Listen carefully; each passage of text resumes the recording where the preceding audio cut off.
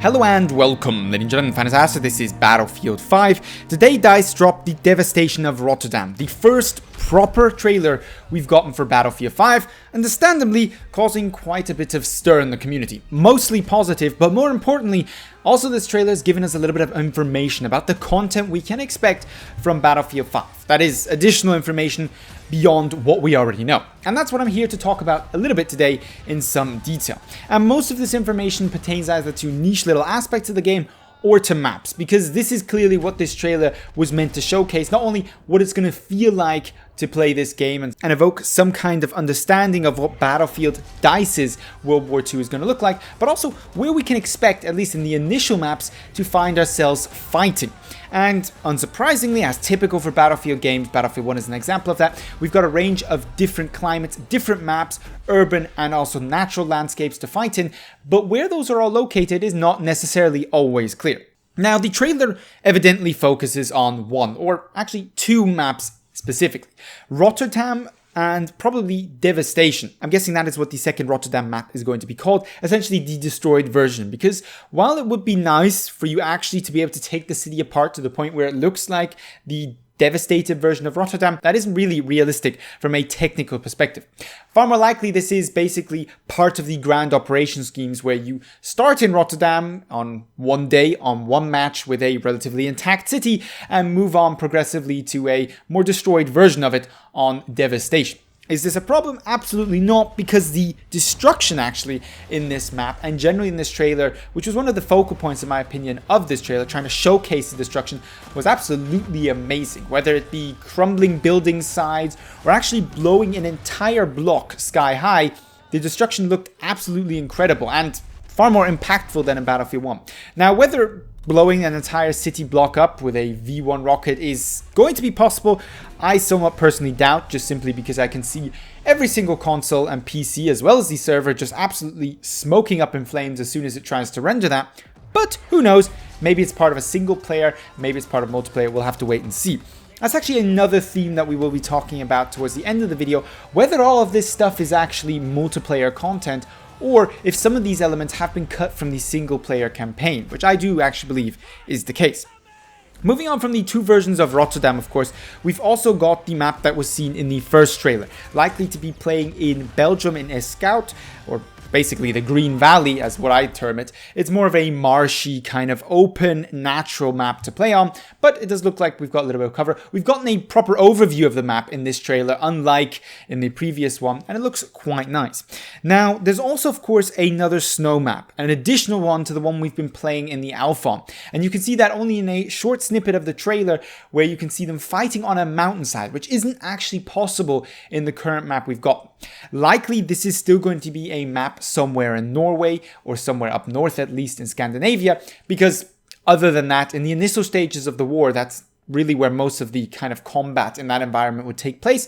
Likely we're looking maybe at a map that progresses after or within part of one of the grand operations. If you get through the first map, the landings that we've been practicing essentially in the alpha, you then move on to try and take some of the mountain fortresses located further up.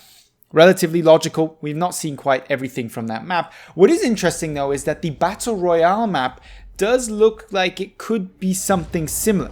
You've got this flat area in the middle, but you've also got all the mountains around. So it could very be that the Battle Royale map that is being teased in this trailer towards the end is a version of this other snow map somewhere in Scandinavia.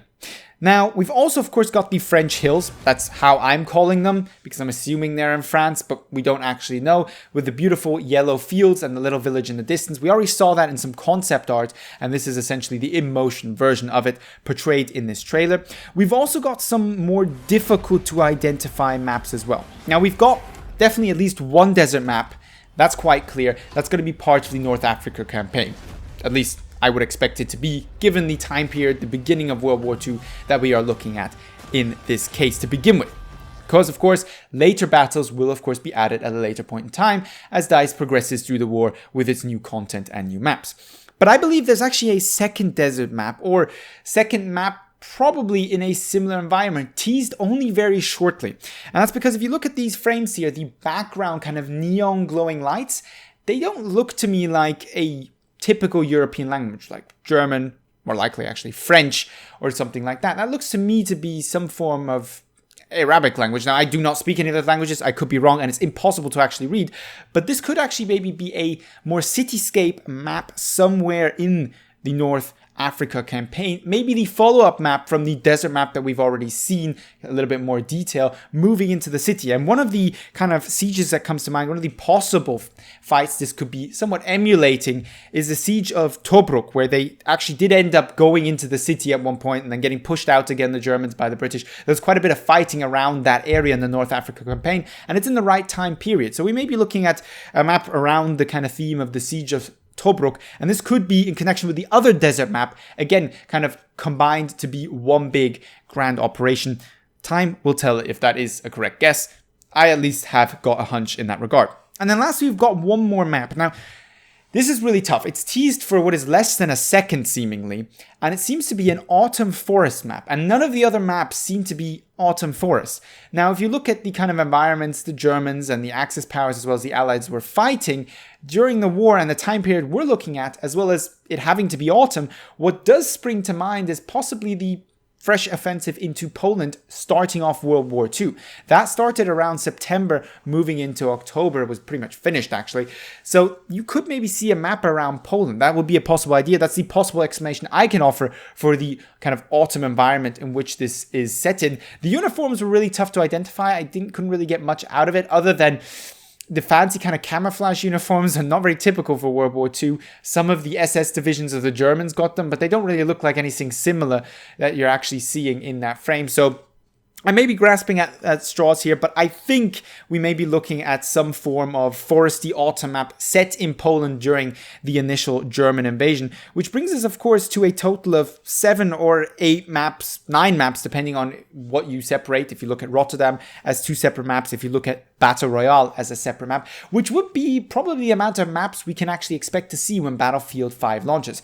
More than that would be untypical for DICE, especially given the live service update schedule that they've kind of been teasing at and hinting at, and how they want to structure the game with continuous new content. Now, that being said, then, that's the big part of this trailer, maps. But there is a couple of other things to mention. We've obviously gotten a glimpse at a number of different weapons in this trailer, and with the help of some work from Dan Minigun on Twitter, I'm just going to basically give you a couple of the guns that you can actually identify in this trailer. You've got the Lewis gun Tommy, of course. You've got a Fallschirmgewehr 42 or FG42. There's an M30 Luftwaffe. That's the kind of hybrid shotgun rifle thing where it's got a rifle bullet in it as well as a double-barreled shotgun. You've got a STEM MK7, Gewehr 43, Gewehr K98, of course, as well. You've also got a Ross rifle, supposedly an M2 carbine, maybe, and maybe even the LMG 25. What you also see on one of these short frames is that actually one of the scout players is using a bayonet. Now, hopefully, that is purely customization. That is purely visual customization. That is not a functional bayonet. But who knows? We may all be surprised on day one and get bayonet charged around corners again, as we have done for the past 2 years in Battlefield 1. Another thing that I found interesting in the trailer, and this is slowly going towards where we're looking at whether this is campaign footage, single player footage, or whether this is multiplayer footage, is where this soldier, or actually female soldier in this case, slides over a piece of cover in a kind of similar motion to what you would expect from GTA when sliding over the bonnet of your car. This could be just a trailer thing. This could also be kind of another addition to the movement arsenal that we've got. Of course, there's quite an emphasis in this trailer as well on movement. You've got people jumping out of windows and rolling down on the ground, as we saw in the first trailer again. You've got various different movements, people being thrown around, for example, by the V2 rocket. So the trailer does seem to be showcasing quite a bit of movement as well. So this could maybe be not just single player footage, but actually something that's possible in multiplayer as well. Does it make a big difference to gameplay? No, probably not. Another point that brings up the discussion of single player versus multiplayer is also the tanks. Now, tanks are going to be in multiplayer, that's not what I'm arguing here. But a number of times the tank gunner or even the commander of the tank is actually on the top of the tank. They're hanging out of the tank, or there's a machine gunner on top of the tank using the machine gun of tank. That wasn't the case in the alpha, even for the secondary machine guns. Now, does that mean that that's not going to be possible? That it may be different depending on which map it is? Who knows? But this could also just be a single player element, because ultimately, if you're going to have to hang out on the outside of your tank to use your secondary machine gun, or your gunner is going to have to do that, probably not many people are going to gun. For the simple reason that you are most definitely going to get sniped if you've got your head bobbing out above the tank trying to shoot at enemies. The snipers are going to take full advantage of you there. There's not going to be a very long time to live if that's how you're going to have to use the secondary gunner position on a tank. Last thing, of course, that was teased in this trailer is Battle Royale. Now, I'm not going to bother to cover too much information on that simply because not only have I not done any significant research, but there isn't really any official information whatsoever out regarding Battle Royale other than it's coming. It will be a thing. What I can say is it looks absolutely amazing. The kind of scene that they set up with the fire circle showing in. Again, I don't know how that's going to do regarding melting everybody's gaming consoles and PCs. I only know that the alpha hasn't been running too well on my PC already, so who knows what happens once the entire world is ablaze.